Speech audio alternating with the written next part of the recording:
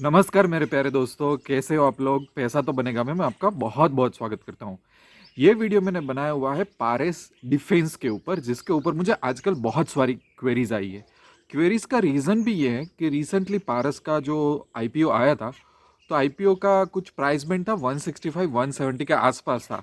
जब वो लिस्ट हुआ तो ऑलरेडी 400 के ऊपर प्राइस जा चुकी थी, और अभी कुछ 800 रुपये के आसपास प्राइस चल रही है, और 2-3 दिन से कुछ करेक्शन आ रहा है। तो इसमें अलग अलग क्वेश्चंस क्या है कि जो लोग ने आईपीओ में पैसा डाला था उनको आईपीओ लग गया था, तो अब क्या किया जाए, होल्ड किया जाए या तो इतने अच्छे लेवल पे प्रॉफिट जो भी मिल रहा है वो बुक किया जाए।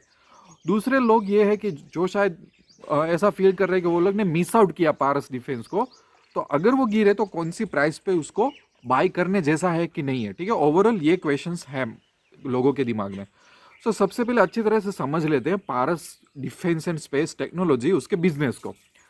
अब आजकल प्रॉब्लम एक नया हो रहा है लोगों के साथ। प्रॉब्लम ये हो रहा है कि क्योंकि हमारे पास 50 ऐसी एप्लीकेशन है कि जिसमें हम आईपीओ में इन्वेस्ट कर सकते हैं। हमारे पास 5000 यूट्यूब चैनल आ गई है कि जो हमें आईपीओ एनालिसिस कर करके बताते हैं। इसलिए बहुत डेंजरस ट्रेंड ये है कि ऐसे लोग कि जिनको बैंकिंग सेक्टर का भी नॉलेज अभी पूरा नहीं है, वो डिफेंस में जाके इन्वेस्ट कर देते हैं। जिनको आईटी सेक्टर का पूरा नॉलेज नहीं है, वो केमिकल सेक्टर वाली कंपनी में भी जाके पैसा डाल देते हैं, जस्ट बिकॉज कि उनके पास गूगल प्ले स्टोर में 50 एप्लीकेशन है, और जस्ट बिकॉज हजारों यूट्यूब चैनल आ चुके हैं और टेलीग्राम चैनल आ चुके हैं। ये एक डेंजरस ट्रेंड, एक फेज से हम गुजर रहे हैं। द रीजन इज कि अगर मैं जाके लोगों को पूछूं, 1000 लोगों को पूछूं कि आपको सही में डिफेंस इंडस्ट्री का कितना नॉलेज है और स्पेस इंडस्ट्री का कितना नॉलेज है, आप वो इंडस्ट्री का बिजनेस को कितना डीपली जानते हो, तो आई डोंट थिंक सो कि कितने लोग मेरा ये 1000 लोगों में से आंसर दे पाएंगे। वही चीज रेप्लिकेट होती है कि आप बैंकिंग इंडस्ट्री को कितना जानते हो, बाद में बैंकिंग स्टॉक की बात कर लेना। तो हर एक आईपीओ को देखो, आईपीओ को एनालिसिस करना बहुत इजी काम है। मैं 2-3 पीडीएफ के पेज पकड़ के मैं रिलायंस को भी एनालिसिस कर सकता हूँ, मैं केमिकल सेक्टर वाली कंपनी को भी एनालिसिस कर सकता हूँ, मैं बैंक को भी एनालाइज कर सकता हूँ, और मैं ऐसे हजारों वीडियो डाल सकता हूँ। क्योंकि मैंने 2 पेज पढ़ के कुछ बोल लिया, इसका मतलब ये नहीं कि वो मुझे बिजनेस समझ में आ गया या तो मुझे इंडस्ट्री समझ में आ गया। दुनिया का सबसे बड़ा ब्रेवरी और करेज का काम ये होता है कि आप कहीं पे जाके बोलो कि भैया मुझे बैंकिंग सेक्टर का नॉलेज है, मैं बैंकिंग इंडस्ट्री को समझ गया, इसलिए मैं बैंक के स्टॉक को भी समझ रहा हूं, पर भैया मुझे स्पेस सेक्टर या तो डिफेंस सेक्टर का नॉलेज नहीं है। ये ऐसे लोग कितने होंगे कि जो आपको ब्रेवरी के साथ बोल दें कि भाई मुझे केमिकल सेक्टर में बहुत कंफ्यूजिंग है, अब केमिकल सेक्टर मेरे पल्ले नहीं पड़ता। पर नहीं, वही बंदा केमिकल के पीछे भी भागेगा, बैंक के पीछे भी भागेगा, डिफेंस सेक्टर के पीछे भी भागेगा, आईटी सेक्टर के भी पीछे भागेगा। आई डोंट थिंक सो कि जितने भी लोग ये भाग रहे हैं वो कभी भी अपनी लाइफ में पैसा बना पाएंगे, क्योंकि पैसा इस तरह से नहीं बनता। सबसे पहले चीज चालू करते हैं कि डिफेंस सेक्टर और स्पेस टेक्नोलॉजी सेक्टर, तो ये दोनों ही सेक्टर प्राइवेट सेक्टर में काफी सारे नए सेक्टर है, नॉट इवन इन इंडिया, पर आउटसाइड में भी कुछ कंपनियां एग्रेसिवली आगे आ रही है स्पेस सेक्टर में वगैरह। बट एक बहुत ही नया सेक्टर है। अगर आप टेक्नोलॉजी सेक्टर को समझ नहीं पा रहे हो, तो डिफेंस और स्पेस टेक्नोलॉजी को समझना उससे भी थोड़ा कठिन है, मैं ये मान रहा हूँ। और मैं इस वीडियो के दौरान मैं तो ये एडमिट करता हूँ इस वीडियो में कि ये इंडस्ट्री समझना मेरे लिए भी काफ़ी सारा चैलेंजेस है, क्योंकि अभी काफ़ी सारा डेटा, काफ़ी सारा ट्रेंड्स पता नहीं चल रहा है ये इंडस्ट्री में। स्पेशली इवन इंडिया की भी बात करूँ। दूसरी बात कि जैसे कि पारस है, तो वो क्या कर रहा है, डिफेंस पे भी उसका ध्यान है और स्पेस टेक्नोलॉजी पे भी ध्यान है। तो ये दोनों सेक्टर एक्चुअली बहुत इंटरेस्टिंग है, और फ्यूचरिस्टिक सेक्टर्स मान सकते हो कि आने वाले टाइम में ये बहुत ज़्यादा ट्रेंड पिकअप करेगा। ठीक है, जैसे कि स्पेस टेक्नोलॉजी में वो प्राइवेट सेक्टर को भी हेल्प करेगा, अलग अलग इक्विपमेंट मैन्युफैक्चर करके कॉन्ट्रैक्ट बेसिस पे लेके, और गवर्नमेंट सेक्टर को भी हेल्प करेगा।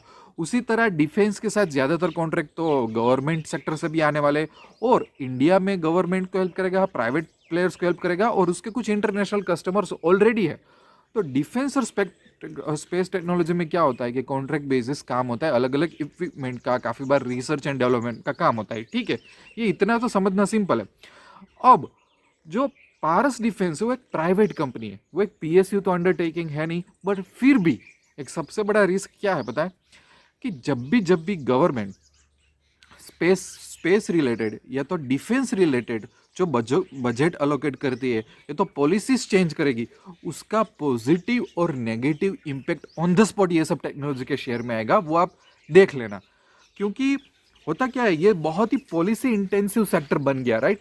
अगर इसका बजट अलोकेट ज़्यादा हुआ, अगर गवर्नमेंट ऑफ इंडिया अच्छी पॉलिसीज लेके आएगी तो उसका स्टॉक सीधा अपर सर्किट मार के ऊपर चला जाएगा, हाथ में आने नहीं देगा।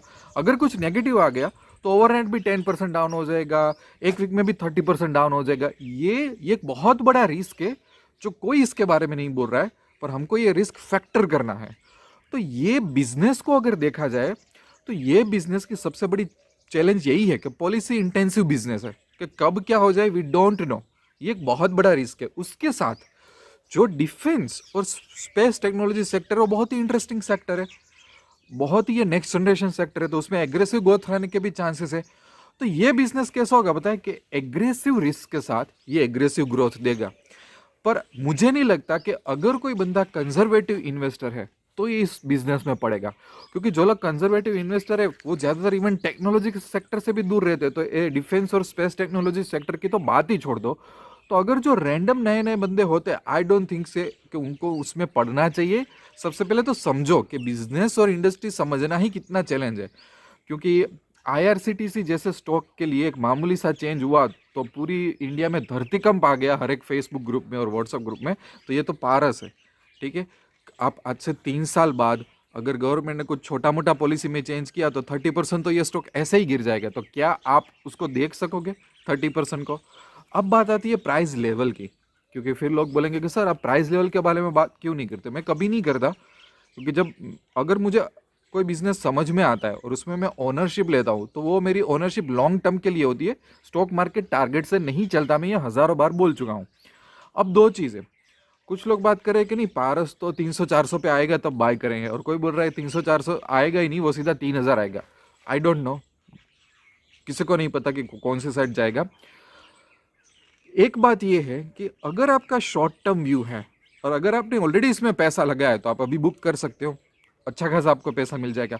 पर अगर आपका लॉन्ग व्यू लॉन्ग है एक, कि नहीं ये एक अच्छा सेक्टर है, एग्रेसिव रिस्क तो है पर एग्रेसिव ग्रोथ भी आने वाला है, समझ में आ रहा है इसका बिजनेस, तो इसको आप 5-10 साल के लिए होल्ड करो, तो वो व्यू पॉइंट से बहुत ही अच्छा है।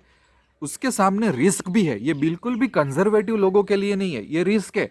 और ये कई कई बार लोअर सर्किट लगाता रहेगा, कई कई बार बहुत डाउन चला जाएगा और आपका पेशेंस बहुत बहुत टेस्ट करेगा।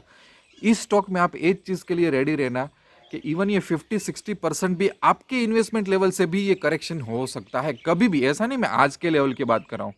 सोच लो कि ये स्टॉक 2500 पहुंच गया और आपने 2500 पे बाई किया, तो वहां से भी 50-60% कभी भी ये गिरेगा, क्योंकि ये इतना इंटेंसिव सेक्टर में ये गया हुआ है, ऐसा बिजनेस है।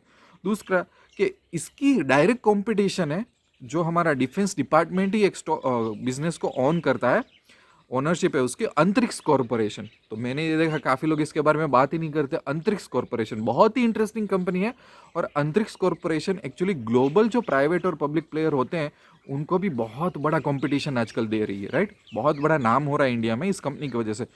तो काफ़ी सारे जब गवर्नमेंट कॉन्ट्रैक्ट होंगे तो एक साइड अंतरिक्ष भी होंगी और एक साइड पारस भी होगी, तो उन दोनों की कंपटीशन अभी से जारी है और आने वाले वक्त में भी वो जारी रहने वाली है, ठीक है। तो जो लोग ये स्टॉक ऐसा बोल के बेच रहे हैं कि ये मोनोपोली है, मोनोपोली नहीं है। इसके अलावा भी छोटे छोटे प्लेयर्स है जो हमको दिखते नहीं है मार्केट में। और गवर्नमेंट ऑफ इंडिया का अभी का जो करंट गवर्नमेंट का स्टांस है वो डिफेंस सेक्टर में बहुत पॉजिटिव है, कि इंडिया को सेल्फ रिलायंट बनाना चाहती है। तो ऑफकोर्स काफ़ी सारी पॉलिसीज आएंगी, काफ़ी सारे चेंजेस आएंगे, उसका इसको फ़ायदा मिलेगा। पर कोई आपको बोल रहा है कि नहीं ये तो मोनोपोली स्टॉक है आईआरसीटीसी की तरह, तो वो बात बिल्कुल गलत है। मोनोपोली बिल्कुल भी नहीं है, और इस तरह से मोनोपोली को हम जज भी नहीं कर सकते। At the end of the day short term view point है तो आप कभी भी निकल सकते हो, ये लेवल पे भी निकल सकते हो, पर हमेशा लॉन्ग टर्म व्यू पॉइंट रहना चाहिए। अगर आपका लॉन्ग टर्म व्यू पॉइंट है तो आप कभी भी एंट्री भी ले सकते हो और इसको कोई भी लेवल पे आप होल्ड कर सकते हो। अगले 10 सालों के लिए सोच के बैठो तो ये वेल्थ बनाएगा, पर एग्रेसिव रिस्क है इसमें, इसका ध्यान रखना। ठीक है दोस्तों, यहीं पे वीडियो एंड करता हूँ। कोई भी क्वेश्चन हो तो फिर भी मुझे ईमेल या व्हाट्सअप कर लेना। और स्टॉक मार्केट में सही तरीके से आगे बढ़ना है, विदाउट शॉर्टकट, विदाउट टिप्स, तो पैसा तो बनेगा कि वेबसाइट विजिट कर लेना और एप्स डाउनलोड कर लेना। काफ़ी सारे आपको कोर्सेज मिल जाएंगे, काफ़ी सारी आपको अच्छी अच्छी स्ट्रैटेजीज मिल जाएंगी। मिलते हैं दूसरे वीडियो में, तब तक के लिए I wish you lots of love and happiness. Thank you very much.